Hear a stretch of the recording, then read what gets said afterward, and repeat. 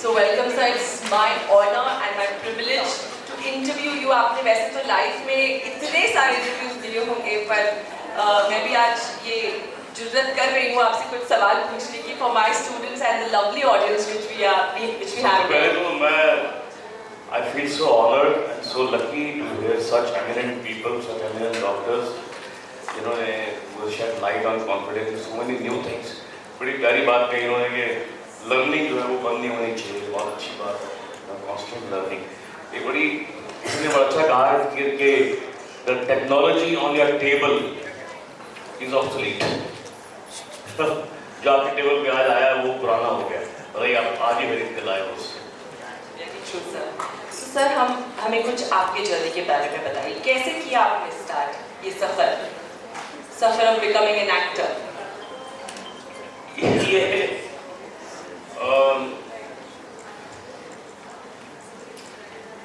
Confidence एक दिन फाड़ कर रख दूंगा। सॉरी मैं मतलब ऐसी बड़ी इनफॉर्मल भाषा का इस्तेमाल करता हूँ, डोंट माइंड, लेकिन मन में तो ये होता ना कि एक दिन मैं दिखाऊंगा। मैंने कहीं पढ़ा था कि Sanjeev Kumar, the great actor Sanjeev Kumar, पता नहीं आज की जनरेशन ने देखा कि नहीं देखा, अगर आप देखेंगे तो रियलाइज करेंगे कितने महान एक्टर थे वो। शोले सबने देखी है, शोले की जो फोटो आइकॉनिक फिल्म है, बड़े गरीब घर से थे और जब वो स्ट्रगल करने जाते थे, फिल्मों में काम मांगने जाते थे, उस वक्त पैंट नहीं थी पहनने के लिए, पजामा पहन के जाते थे और सिगरेट पीते थे। और बांद्रा में किसी पोस्टर के नीचे खड़े होकर एक दिन उन्होंने अपने दोस्त से कहा, पजामे में एक दिन इस पोस्टर पर मैं आऊंगा, और इसी पजामे में वो राजश्री के ऑफिस में गए थे, राजश्री जो ग्रेट प्रोडक्शन हाउस है, और फिर उन्होंने राजश्री की बहुत सारी फिल्में की। तो क्योंकि पैंट के पैसे नहीं थे उनके पास, तो ये कॉन्फिडेंस जो है यही एक चीज है जो आदमी को आगे लेके जाती है।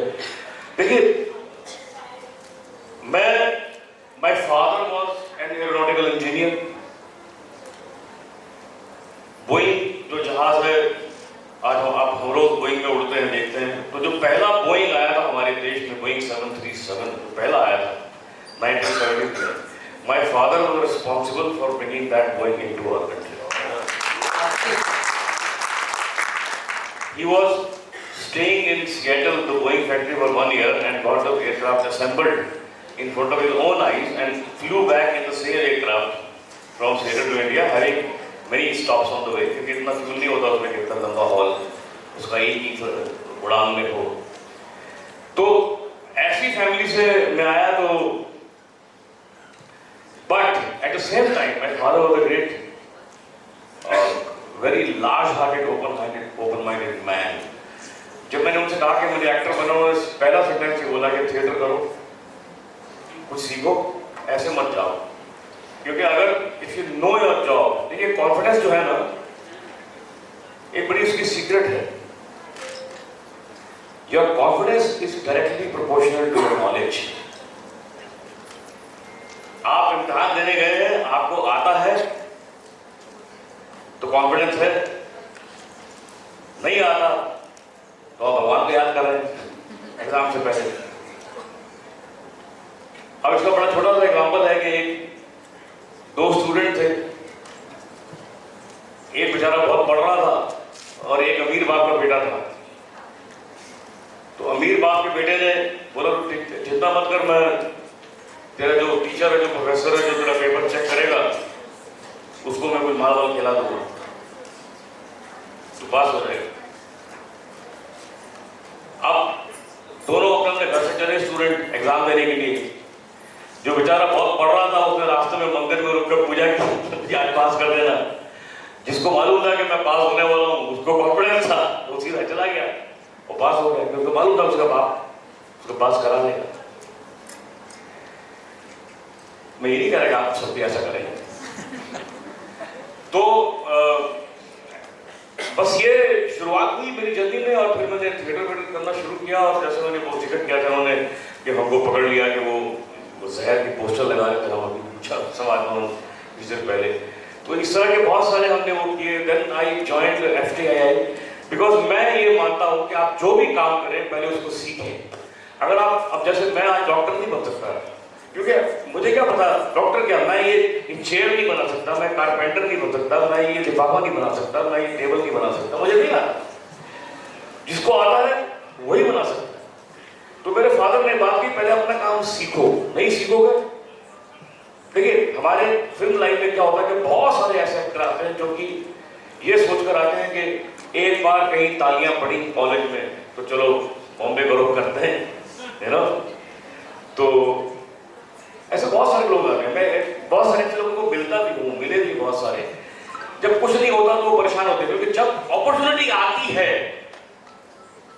कि आज आपने स्ट्रगल करते करते करते इस लेवल पे आप आ गए कि आज वो दिन आ गया, लो जी आओ कैमरे के सामने, या वो तो चलो छोड़ो, वो दिन आ गया कि आज आपका ऑडिशन है बड़े अच्छे रोल के लिए, अगर आपने उस दिन स्कोर नहीं किया तो वो सारी मेहनत बेकार है, वो सारा आपका स्ट्रगल का अरसा बेकार है। फिर आप जिसको मर्जी अपना कोसिए कि मेरी किस्मत खराब है, या यहाँ के लोग ऐसे हैं, या इंडस्ट्री खराब है। मैं बता रहा हूँ हमारी इंडस्ट्री से, हमारी लाइन से अच्छी कोई लाइन नहीं है, हमारे यहाँ कोई भेदभाव नहीं है, कोई भेदभाव नहीं, और कोई किसी का दुश्मन नहीं है, कोई किसी को नीचे खींचने में इंटरेस्टेड नहीं है। क्यों? टाइम ही नहीं किसी के पास। सब अपनी अपनी जंग लड़ रहे हैं, सब अपने आप को सर्वाइव करने में लगे हुए हैं। Am I right, sir? आप तो जानते हैं, मैं सुना गलत तो नहीं बोल रहा। तो हर आदमी अपनी जंग में अपना कॉन्फिडेंस बिल्डअप कर रहा है, अपने आप को आगे बढ़ा रहा है। तो then I joined FTII, the Film Institute of Pune, the great iconic institute, and मेरे बैचमेट्स बड़े कमाल के थे। अगर मैं नाम बताऊं तो आपको सुन के बड़े अच्छा लगेगा। उनमें ओम पुरी और मेरे क्लासमेट, सुरेश ओबरॉय मेरे क्लासमेट थे, फिर नसीर मेरे से एक साल सीनियर थे, फिर डायरेक्शन में विदु विनोद चोपड़ा थे, प्रकाश झा थे, डेविड धवन थे, बहुत सारे ऐसे नाम जिन्होंने आगे चलकर बहुत बड़ा नाम बनाया अपने अपने फील्ड में। तो वो इसलिए क्योंकि वो एक सीखने की जगह है, वहाँ आपको सीखने को मिलता है। वरना अगर आप सीख के नहीं आएंगे तो शायद यही काम करने में आपको 20 साल लग जाए, क्योंकि आप हिट एंड ट्रायल के मेथड से सीख रहे हैं धीरे धीरे। लेकिन अगर आप सीख के आते हैं और आपको एक मौका मिलता है, आप स्कोर करते हैं ठक करके, बस वो तीर लगा निशाने पर एंड होते हैं। Wow, that's really a wonderful and very great journey worth emulating, sir. My next question to you would be कि as an actor, पैसे तो बहुत है, फेम, नेम, रिकग्निशन, पैसे बहुत नहीं है, ये गलत है। Sorry, but yes, for all of us, जैसे हम आपको देखते हैं, it's like a star coming down on earth, you know, जिस तरह से लोग आपको प्यार करते हैं, सब करते हैं, तो यहाँ बैठे हुए आधे से ज़्यादा लोग ये ज़िंदगी जीने की ख्वाहिश रखते हैं। तो मुझे आप बताइए सर, ऐसा कोई इंसिडेंट आपकी लाइफ में हुआ है जहाँ आपको लगा है कि you know, thank you God for making me an actor? More than money, fame and recognition, did something ever happen? हर रोज लगता है।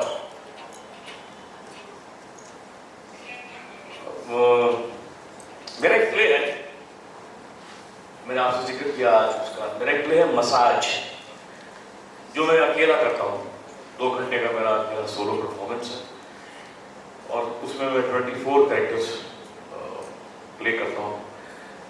द ग्रेट राइटर विजय तेंदुलकर साहब का लिखा हुआ मराठी का नाटक है, उसको हिंदी में मैंने रैप किया। मैं 21 साल से कर रहा हूँ, और मुझे साल याद है कितने शो किए मुझे याद नहीं, बहुत सारे शो किए अराउंड द वर्ल्ड। तो उसका मैं एक शो दोहा में कर रहा था फॉर HSBC बैंक के जो कस्टमर, वैरायटी कस्टमर होते हैं उनके लिए। तो ऐसे बहुत बड़ा हॉल था, जैसे ये हॉल है, इससे 10 गुना बड़ा हॉल था, और राउंड टेबल लगे हुए थे, और स्टेज पे मैं परफॉर्म कर रहा था। राउंड टेबल लोग बैठते हैं ना, एक टेबल पे 10-12 कुर्सियाँ होती हैं, खाना वाना भी होता है साथ में। तो शो के बाद सब लोग खड़े हुए अपनी अपनी जगह पे, और मुझे ओवेशन दे रहे थे, स्टैंडिंग ओवेशन दे रहे थे, मैं भी अपना भाव ले रहा था। अचानक मैंने देखा कि एक बुजुर्ग आदमी, जिसकी उम्र उस समय करीब 75-80 साल की होगी, वो पहले चेयर पे खड़े हुए, फिर टेबल पे खड़े हुए, और ताली बजाने लगे।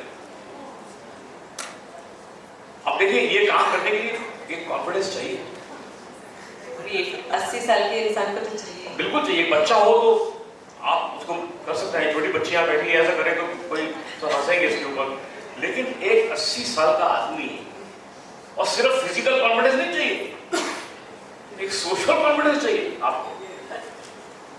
सोशली कितनी बड़ी बात है कि आप suddenly you become the spotlight of 1000 people, it's not easy.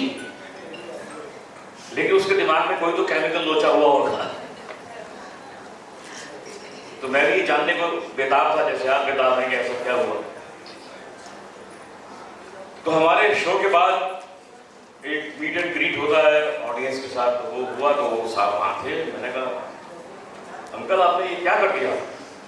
मुझे गुस्सा भी आया क्योंकि जो लोग मुझे देखकर तालियां बजा रहे थे उन्होंने तालियां बजानी बंद कर दी, क्योंकि उधर देखना शुरू कर दिया। और सबका ये ध्यान कि ये क्या कर रहा है, कहीं गिर ना जाए। ये भी एक कुछ लोग भागे भी उनको पकड़ने के लिए, तो मेरे पे फोकस हट गया ऑडियंस का। लेकिन मैंने उनको थोड़ा सा गुस्सा दिया, लेकिन मेरी मतलब रिस्पेक्ट भी बहुत थी कि ये रिएक्शन तो एक किसी एक्टर के लिए ड्रीम रिएक्शन। तो मैं मिला उनको बाद में, मैंने कहा sir what happened, why you did this? उन्होंने कहा राकेश जी मसाज, एक्चुअली आपको बता दो, massage is a story of a happy loser, it's a comedy but story of a happy loser. तो उन्होंने कहा राकेश जी मैं अपनी जिंदगी से बहुत परेशान हूं, मैं फाइनेंशियली बहुत परेशान हूं, मैं फैमिली लेवल पे बहुत परेशान हूं और मैं सुसाइड करने की कगार पे खड़ा हुआ हूं, मैं सुसाइड करना चाहता हूं, लेकिन आज आपका एक प्ले देखने के बाद नहीं करूंगा।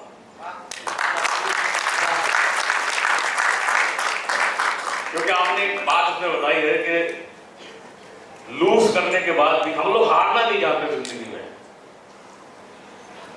हारने के बाद हथियार एकदम डाल देते हैं, लेकिन हारने के बाद अगर आप थोड़ी सी धुन जब छटती है तो आपको नए रास्ते नजर आने शुरू हो जाते हैं। वो एक आध दिन ऐसा होगा है खराब, लेकिन आप थोड़ा सा अगर आप देखिए, कभी भी कोई भी समस्या आती है, मैं तो ये मानता हूं कि आप कल एक बहुत बड़ी प्रॉब्लम में थे, करेक्ट, कल आप बहुत बड़ी प्रॉब्लम में थे, लेकिन आज सुबह आप उठ के खड़े हो गए बेड से, तो you are the winner, you are seeing another day in spite of that problem. तो ऐसा मैं ऐसा मानता हूं। तो ऐसे बहुत सारे रिएक्शन हमको थिएटर में मिलते हैं। एक और मेरा प्ले है, मेरा वो मतलब नहीं था, जिसमें नीरज पांडे का भी हाथ है आपके।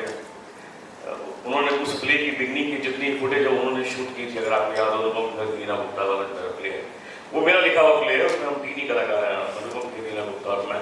तो उसमें I have written that and directed that play, it's called मेरा वो मतलब नहीं था।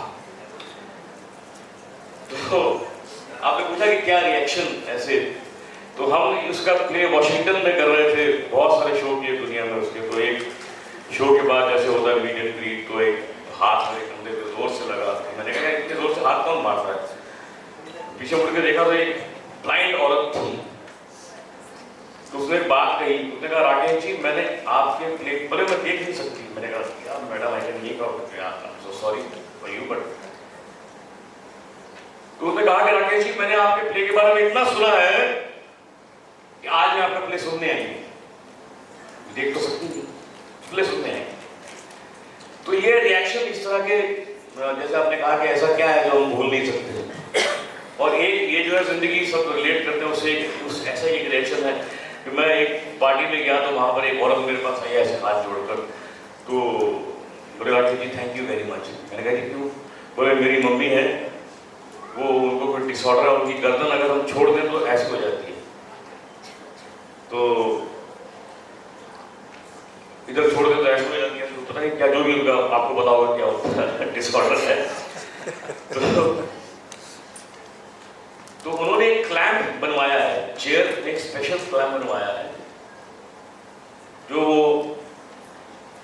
जब आपका ये जो जिंदगी आता है रात को 9 बजे, तो क्लैंप लगाकर उस चेयर में बैठ के वो देखते हैं। और एक आखिरी बताऊंगा जो मतलब मेरे मन में, ऐसे बहुत सारे हैं, लेकिन Rishikesh Mukherjee the great film maker, मेरा एक सीरियल था यस बॉस, उसको बहुत देखते थे, बहुत देखते थे, मतलब इतना जैसे आप श्रीमान देखती हैं ना, वो यस बॉस देखते थे। और मेरा जरा सा कोई अच्छा एपिसोड आता था तो बीमार थे बहुत आखिरी दिनों में, तो मुझे फोन पे मैसेज भिजवाते थे कि राकेश को बोलो अब मुझे आके मिले, तो मैं जाता था मिलने के लिए, बहुत बार गया during the making of yes boss, बहुत बार गया उनको मिलने। तो जब मैं आखिरी बार गया वो बहुत बीमार थे, तो उन्होंने एक बात कही जो मैं अभी सोचता हूँ, मुझे लगता है बाप रे इतना बड़ा आदमी मेरे बारे में क्या बोल के चला गया। उन्होंने कहा कि राकेश मेरे तरह सीरियल इतना अच्छा लगता है, बेड पे लेटे हुए ऐसे, you couldn't get up also, सामने टीवी लगा के, तो मुझे तेरा सीरियल इतना अच्छा लगता है ना, क्योंकि मेरी कभी भी डेथ आने वाली है अभी, लेकिन आएगी ना, उसको बोलूंगा आधा घंटा रुक जा, मेरे को पूरा देखना है। तो ये एक एक्टर की अगर आप कहें तो ये अचीवमेंट है, एक अच्छा लगता है इस तरह से लोग रिएक्ट करते हैं जब काम को, तो एक यही एप्रिसिएशन है। यही तो सबसे बड़ी बात होती है एक्टर्स की, लोगों को जीने की उम्मीद देते हैं आप, लोगों को खुशियाँ देते हैं आप, और लोग आपके जैसा बनना चाहते हैं, उनको कितना इंस्पायर करते हैं आप। तो सर मुझे एक बात जाननी है, क्या हर कोई एक सक्सेसफुल एक्टर बन सकता है इस इंडस्ट्री में? क्या ये बहुत डिफिकल्ट है या ये आसान है? देखिए डिफिकल्ट या आसान कोई बात नहीं, मैं तो ये जानता हूँ कि सबसे पहले अपने स्किल को जाने, आप स्किल को समझे। हमारी लाइफ में किस्मत एक बहुत बड़ा रोल प्ले करती है, मैं मानता हूँ इस बात को। बहुत सारे ऐसे केसेस हैं जिन्होंने जिंदगी में कभी एक्टिंग सीखी नहीं, लेकिन वो बहुत महान एक्टर बने या बड़े स्टार बने, लेकिन वो रेयर होता है। वो रेयर तो हर जगह होता है, यू नो, रेयर कहाँ नहीं होता, एक रैंडम केस तो हर जगह होता है। लेकिन अगर आप देखिए ना, आज की डेट पे आपको जितने भी एक्टर जो अभी इन्होंने दिखाए, जितने भी नीरज पांडे के, इनमें से एक भी ऐसा एक्टर है जो ट्रेंड एक्टर नहीं था। पूछिए, किसी ने एसएससी से कुछ किया हुआ है, किसी ने एफटीआई से किया हुआ है, यू नो। तो जो मनोज बाजपेयी है वो खुद एनएसडी के एक्टर है। तो ये हर आदमी, अगर आप ट्रेनिंग के साथ आते हैं तो आप बहुत अच्छा स्कोर करते हैं, जल्दी स्कोर करते हैं, जैसे मैंने बताया, वरना हिट एंड ट्रायल करके सीखेंगे आप। और कुछ वेरी नाइस। तो मेरे बस आखिरी कुछ सवाल है आपसे कि मैं आपसे जानना चाहती हूँ कि दिलरुबा जो श्रीमान श्रीमती का कैरेक्टर, क्योंकि वो मेरा फेवरेट कैरेक्टर है, पहले तो उसके कुछ अगर डायलॉग आप सुना सकते हैं, और आपने उसकी प्रेपरेशन कैसे की? मतलब टीवी में तो मैंने देखा ही सर, अगर आप कुछ मुझे यहाँ सुना सके तो मेरी लाइन बन जाएगी। मैं आपसे कोई बात नहीं करूँगा, मैं आपसे कितना प्यार करता हूँ, मुझे बिल्कुल नहीं प्यार करता। I don't hate you, I love you, but I hate you.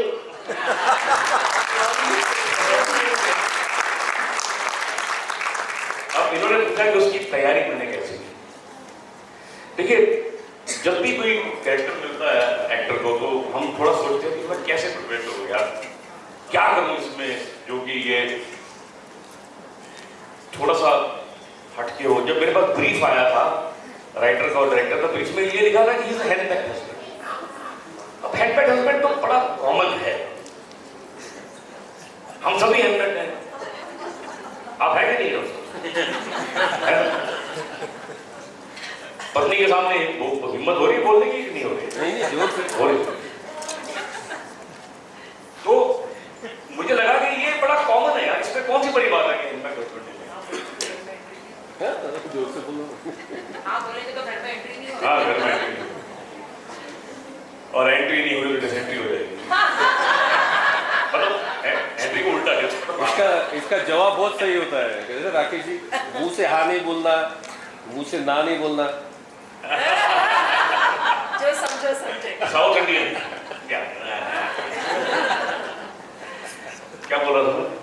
हाँ, तो कैसे मुझे वो ब्रीफ आया कि जब हैंडबैग हस्बैंड है, मैंने कहा मैं क्या करूँ यार, मैं कैसे इसको प्रिपेयर करूँ, क्या करूँ ताकि ये कुछ ऐसा यादगार चीज बने। मतलब तो क्या है, बट एक कॉमन सी बात हो जाएगी और लोग इसको जैसे आज इतने साल के बाद याद कर रहे हैं, तो उसकी कुछ तो उसमें इनपुट मैंने डाला होगा।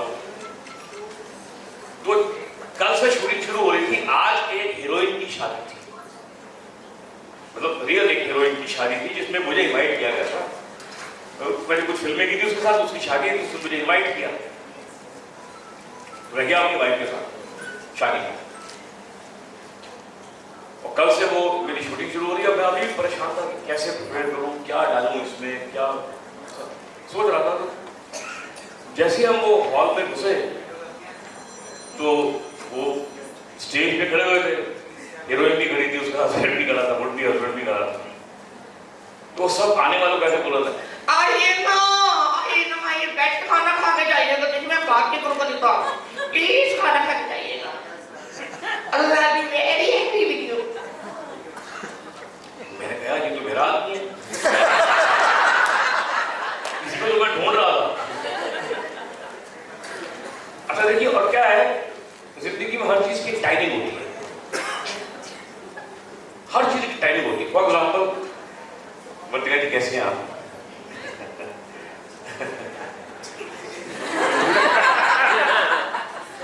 अब मैंने सही टाइम पे हाथ नहीं छोड़ा तो आप हंसे, क्योंकि टाइम तो ये है ना, पता नहीं कैसी आप, ये टाइम है ना, टाइम तो इतना ही है ना शेक हैंड का, लेकिन आपने एक्सटेंड कर दिया तो कुछ ऑड हो गया,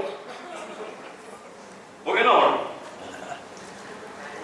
तो जब मैं उसको वो बुके या मेरे हाथ में जो भी था, जब मैं उसको लेकर ऊपर गया, उसने मुझे गले लगाया, गले लगा के छोड़ा ही नहीं मुझे, वो टाइम एक्सटेंड हो गया, पकड़ लिया तो छोड़ ही रहा। मैंने कहा यार ये कुछ गड़बड़ है,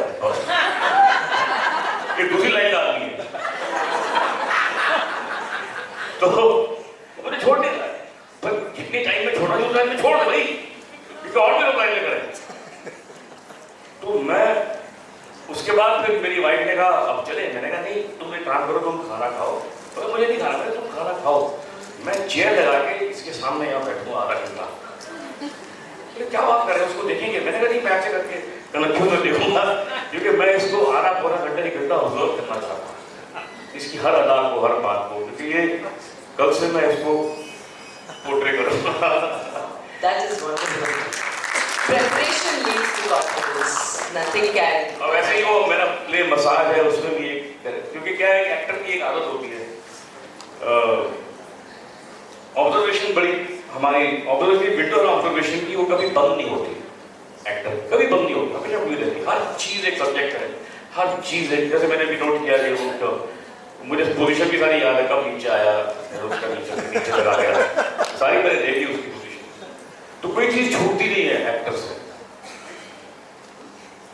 तो जब मैं छोटा था तो हमारी गली में एक सब्जी वाला आता था, बेचारा बुजुर्ग आदमी था, तो उसके पास सब्जी का ठेला होता था, जिसके वो आगे साइकिल होती है, पीछे एक छोटा सा काट होता है ना, काट पीछे से खुला होता है, उसमें सब्जी होती है, इस तरह का। तो फिर वो जब वो आता है मोहल्ले में, तो आवाजें लगाता है कि आज क्या लेकर आया हूं मैं सब्जी, ताकि औरतें, किसी को घिया चाहिए तो वो बाहर आ जाए, किसी को प्याज चाहिए तो वो प्याज वाली बाहर आ जाए, किसको जो चाहिए वो बाहर आ जाए, जो उसके पास होता है उसकी एक आवाज लगाता है ना। तो आवाज लगा के उसकी आवाज बैठ गई थी, इतने साल से बेचारा आ रहा था, बुजुर्ग आदमी था, तो उसकी आवाज मेरे कान में पड़ती थी, मुझे बड़ा मजा आता था, यार ये आवाज मैं कहीं यूज करूंगा। तो उसकी आवाज ऐसी होती थी, मतलब उसकी आधी बात समझ में, आधी बात सुनाई देती थी, समझ में पूरी आती थी,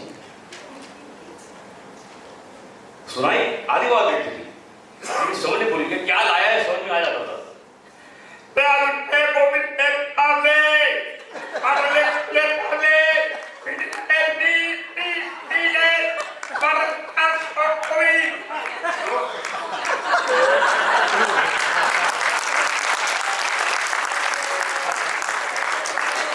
समझ तो आगे आलू भी लाया, प्याज भी लाया, लेकिन सुनाई आधा दे रहा। तो जब मैंने मसाज प्ले किया तो उसमें एक बड़ा सा सीक्वेंस है, हालांकि प्ले मैं अकेला ही करता हूँ, 24 कैरेक्टर प्ले करता हूँ उसमें, तो उसमें ये भी है कि एक मंत्री का पीए मुझे मंत्री की मसाज करने के लिए बुलाता है। तो मंत्री के पीए की आवाज बैठी हुई है, क्योंकि चुनाव प्रचार की मीटिंग चल रही है, वहां चिल्ला चला उसकी आवाज बैठ गई, तो उसकी आधी बात समझ आती है, और कोई प्रॉब्लम मैं फोन किया एनी काम ऑलवेज मैं उसको पूछता हूँ कि आपने मुझे इतनी रात को मंत्री जी को बुलाया है मुझे मसाज के लिए, उन्हें कुछ प्रॉब्लम है?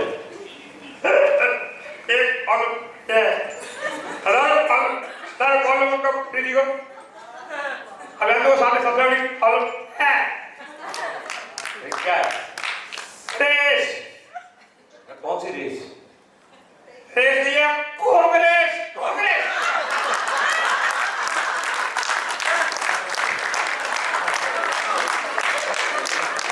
Any last message for our audience? Yes, last message, final message. क्या लास्ट है? Final message on confidence you would like to. Message confidence पे देखिए कॉन्फिडेंस का तो जैसे मैंने कहा कि इस टाइप की प्रपोजल और knowledge and your preparation how prepared you are you उसके ऊपर आप डिपेंड करता है कॉन्फिडेंस। मैं एक मेरी बड़ी अच्छी नज़म है लिखी हुई वो सुनाता हूँ और मेरी लाइफ का फलसफा है वो उसमें बहुत कुछ है। छोटा मोटा शायर भी हूँ तो शायद आपको अच्छी लगे। इतना बिना संभल के चल, इतना बिना संभल के चल थोड़ा सा कहीं फिसल, इतना बिना संभल के चल थोड़ा सा कहीं फिसल, तभी तो जिंदगी के साथ होगी मुलाकात। एहतियात बरतता जाएगा तो किससे क्या टकराएगा, तो कैसे अजनबी के साथ होगी मुलाकात। मुंह ऊंचा रख कर गाना गा, गाता नहीं तो गुनगुना, तभी तो एक हसीन के साथ होगी मुलाकात। इतना बिना संभल के चल थोड़ा सा कहीं मचल, इतना बिना संभल के चल थोड़ा सा कहीं मचल, तभी तो वहां जबी के साथ होगी मुलाकात।